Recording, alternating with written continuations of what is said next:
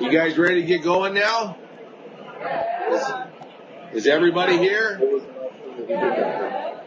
All right, well, let's get going. How do you guys like this thing so far? Is it helping you? All right, well, good. Well, we'll let you guys write down your questions because I know that sometimes it takes a little time to get warmed up to this. So what I'm going to do is talk about some of the secret questions that I get emailed, after this event is over with. So one of the questions that we got that was real interesting, and it might, I don't know if I'm in a gray area or not, but it's the presenting of offers. And I got to tell you guys that there's a lot of horrible mistakes being made out there. And you're going to find that I've got I'm going to speak out of both sides of my mouth in regards to this. Let's first talk about presenting an offer, and we'll get to the curriculum here in a minute, but this is important. Presenting an offer when you're representing the buyer. You guys, there's a lot of people with a lot of experience that we're talking to right now in these rooms, and I can't tell you the number of times that you've lost a transaction because you've brought an offer in, you've gone ahead and dropped it off or emailed it or faxed it over to the listing agent, and the listing agent seemed to take his sweet time in presenting it, and then all of a sudden the listing agent brings in his own buyer, or another cooperative buyer comes in with another offer because there happened to be a delay, or because the cooperative agent, or because the listing agent all of a sudden found out that their seller was more motivated than they thought. And since your offer was low, and since their seller is considering it, the listing agent all of a sudden has this great idea that, well, heck, at that price, I probably have a buyer for the property. So now, by you giving your offer to the listing agent and letting him have the time to negotiate it, you've allowed either competition to come into the picture, or you've given the listing agent motivation to go out and find his own buyer because you properly brought an offer in at the right price, and the seller's considering it. So I've got to tell you guys, you guys know I hate buyers. You know I hate touring around with buyers. It's not the most profitable aspect of real estate, but I know we've got to do it. You know, I worked with buyers. Whenever my sellers became a buyer, I worked with them. Whenever a buyer answered all my questions, was pre-approved by my lender, came in to actually meet with me, and signed a loyalty agreement, I worked with buyers. They weren't a large portion of my business, but I did. And the minute you'd make that decision to work with buyers, you guys know that, you could be out 3 or 4 times with them, some of you even more, at 1 to 3 hours at a time. I mean, one buyer can take a week. And I will be darned if I'm going to give that offer that took me a week to get written to a listing agent. So I personally present all offers in person when I'm handling the buyer. Now I know that's going to take an extra hour of your time, but I guarantee you it's going to save you heartbreak in about 20% of the cases. And I go one step further, which you guys are going to think I'm crazy. And that is, if the buyers are in town, they're in a car outside the seller's house, if applicable. And I got to tell you, remember the amount of time you have invested in this transaction. Getting lazy is just not going to cut it in this market.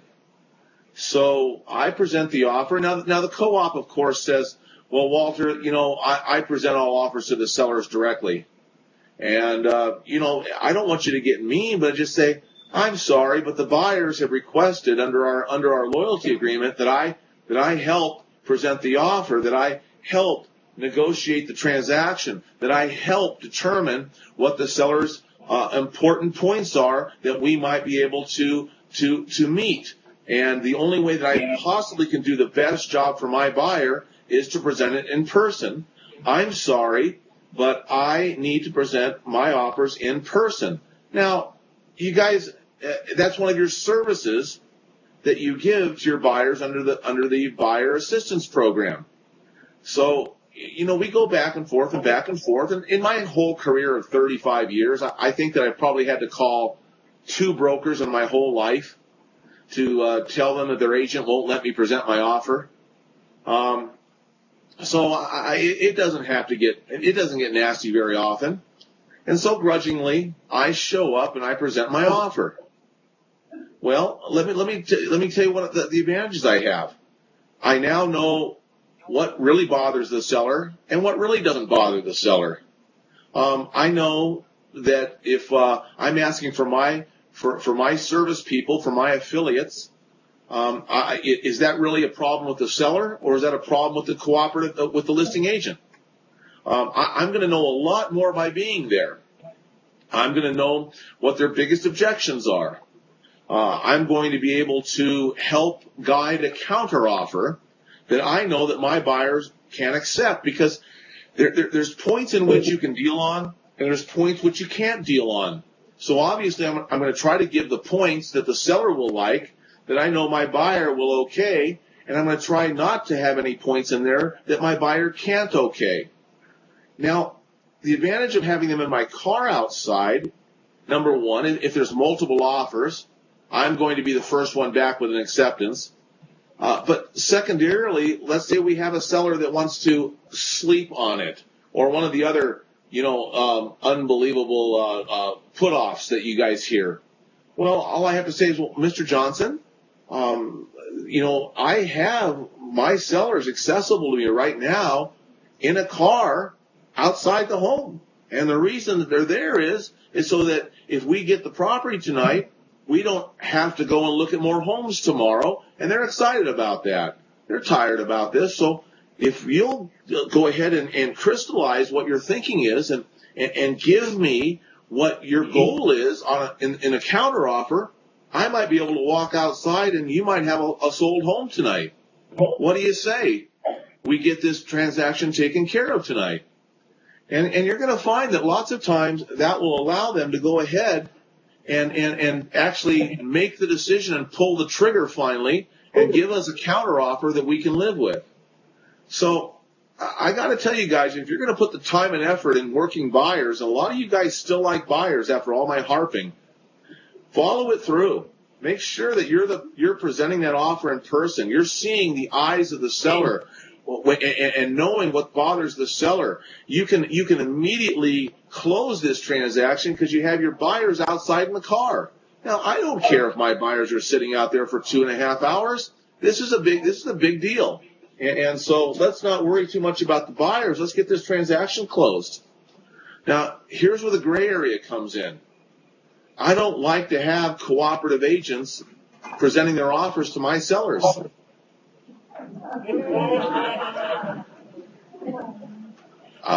It takes more time.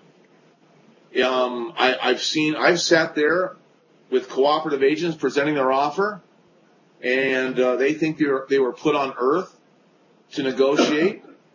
I don't know how many of you guys have seen a cooperative agent lose a home for their buyer because, it's the cooperative agent's idea to get that extra $3,000, where the buyers, all they really wanted was that house. And that's a great lesson for all of us, by the way.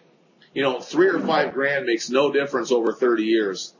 If your buyer wants that house, please get them that house. I've seen more cooperative agents screw up transactions for their clients. So anyways, that's beside the point. if you're going to call me and say, hey, Walter, I have